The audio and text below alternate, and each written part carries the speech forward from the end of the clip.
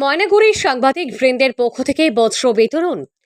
আসন্ন দুর্গাপূজা উপলক্ষে 21শে সেপ্টেম্বর রবিবার মহালয়ার দিন ময়নাগুড়ির সাংবাদিক বৃন্দের পক্ষ থেকে একটি বস্ত্র বিতরণ অনুষ্ঠান অনুষ্ঠিত হয় ময়নাগুড়ি ময়নামাতা কালীবাড়ি মন্দির প্রাঙ্গণে।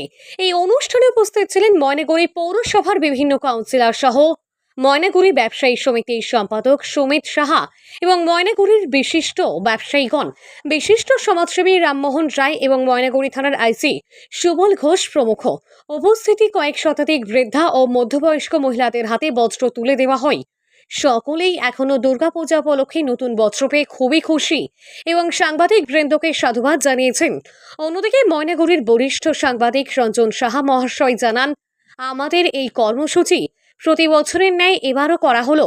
আগামীতে সকলের সহযোগিতা পেলে আগামীতেও এই অনুষ্ঠান করার আশা রাখছি।